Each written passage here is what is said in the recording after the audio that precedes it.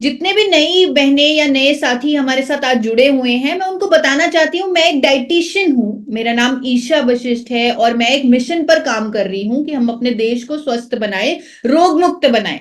और यहाँ पर मैं आप सबको दिखाना चाहती हूँ और बताना चाहती हूँ कि ICMR, Indian council of medical research ने जो नई गाइडलाइंस बनाई है, जो नेशनल इंस्टीट्यूट ऑफ न्यूट्रिशन और आईसीएमआर ने नई गाइडलाइंस बनाई है डाइट को लेकर, कि हमें क्या क्या खाना चाहिए, उसकी क्या क्या गाइडलाइंस होनी चाहिए, उसमें उन्होंने साफ साफ लिखा है कि 56% यानी 55% से भी ऊपर बीमारियां वो ठीक हो सकती हैं, क्या पता वो हो ही ना, अगर हम अपने खाने पीने पर ध्यान दे दें। यानी अगर सिर्फ हम अपनी डाइट पर ध्यान दे दें तो आधे से ज्यादा लोग तो बीमार ही ना हो, आधे से ज्यादा बीमारियां तो हो ही ना इस देश में, अगर सिर्फ हमें डाइट की नॉलेज हो जाए, अगर हम इन डाइटरी गाइडलाइंस को फॉलो कर ले या डाइट का सही ज्ञान ले ले।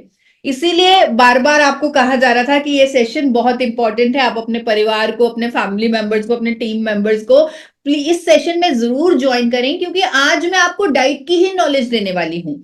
मेरे लगातार इस महीने काफी सेशंस हैं एवरीडे 1 PM में, तो उन्हें मैंने इस तरीके से प्लान किया है ताकि हर बार आप कुछ नई जानकारी लेकर जाएं, कुछ नई इंफॉर्मेशन लेके जाएं, और इस महीने के अंत तक जब आपको उन सेशन से कुछ ना कुछ प्रैक्टिकल चीजें मिलें अपनी लाइफ में अप्लाई करने में, तो आप कुछ महीने में अपने अंदर एक नया बदलाव महसूस करें। तो यही मेरी कोशिश रहेगी, एवरीडे 1 PM के माध्यम से हम कुछ नया सीखें, अपनी जिंदगी को नया बनाएं, हमेशा स्वस्थ रहें, हमेशा रोग मुक्त रहें। तो आज चाहे मैं बात कर रही हूं रोग मुक्त होने की, चाहे मैं बात कर रही हूं कि हमें बीमारियों से बचना है, लेकिन ये भी सच है कि इंडिया आज की डेट में diabetes capital of the world बन चुका है, और अगली बारी हाइपरटेंशन की है। यानी जो विशेषज्ञ हैं वो कहते हैं कि अब इंडिया इंडिया में सबसे ज्यादा बीपी के पेशेंट होने वाले हैं, हाई बीपी के। डायबिटीज के तो सबसे ज्यादा हमारे देश में है ही, बीपी के भी सबसे ज्यादा इंडिया में होने वाले हैं। इंडिया में हर 30 सेकंड में एक मौत हो रही है हार्ट अटैक से। कैंसर के बारे में बोला जा रहा है कि कुछ टाइम तक कैंसर नंबर 1 किलर होने वाला है हमारे देश में। आज की डेट में महिलाओं में, इवन छोटी छोटी बच्चियों में, लड़कियों में पीसीओडी, पीसीओएस की इतनी प्रॉब्लम कॉमन होती जा रही है कि 5 में से 1 महिला को ये प्रॉब्लम है पीसीओडी की, पीसीओएस की। हिंदुस्तान टाइम्स का सर्वे कह रहा है 8 में से 3 लोगों को हाई बीपी की प्रॉब्लम है। दुख की बात यह है उन्हें पता भी नहीं है। ओबेसिटी, मोटापा अपने आप में एक बहुत बड़ी बीमारी है जिससे हमारा देश जूझ रहा है।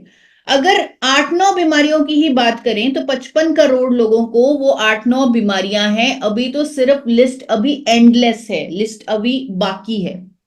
यानी कुछ तो गलत हो रहा है, कुछ तो बहुत ऐसा भयंकर हो रहा है जिसके बारे में हम जानते ही नहीं।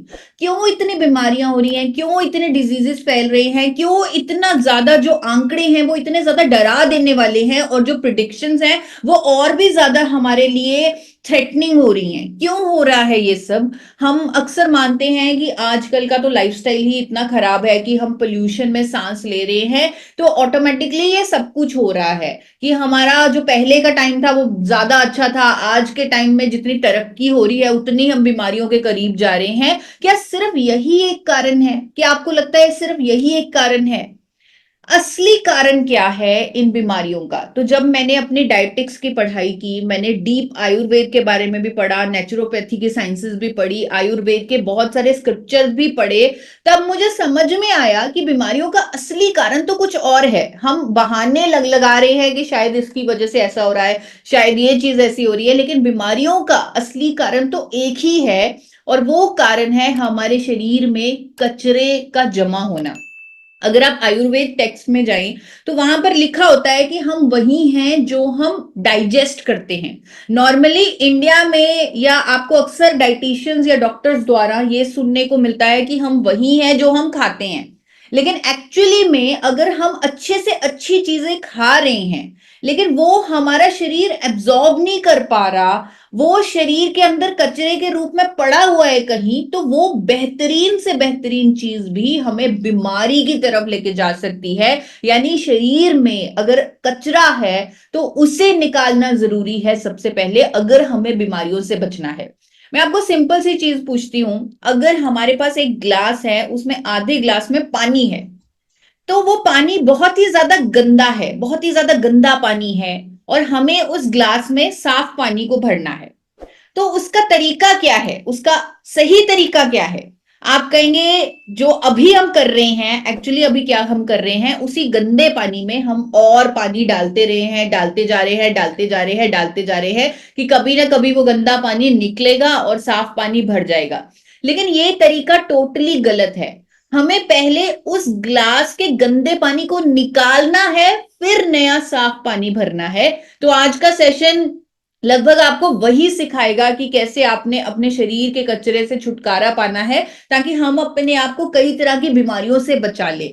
आपको सेशन के एंड में मैं एक डिटॉक्स डाइट भी देने वाली हूं, जो हमारे शरीर से इस कचरे को बाहर निकालेगी। और ये कचरा हमारे अंदर शायद कई सालों से पड़ा हुआ है, जिसको मेडिकल टर्म्स में टॉक्सिन्स बोलते हैं। मैं आसान भाषा में इसे कचरा बोल रही हूं, लेकिन मेडिकल टर्म्स में ये जो बीमारियों का कारण है, उसे टॉक्सिन्स बोला जाता है, उसे ऑक्सीडेंट्स बोला जाता है, उसे फ्री रेडिकल डैमेज बोला जाता है, यानी हमारे सेल्स का खराब होना बोला जाता है। वो बेसिकली है कचरा ही, जिसके कारण सेल्स खराब हो रहे हैं, हमारे लाइफस्टाइल की वजह से ये हो रहा है। यानी जो भी हम खा रहे हैं, अगर हम वो उसे अच्छे से डाइजेस्ट नहीं कर रहे, वो कहीं ना कहीं हमारे शरीर में जमा हो रहा है, जो बीमारी का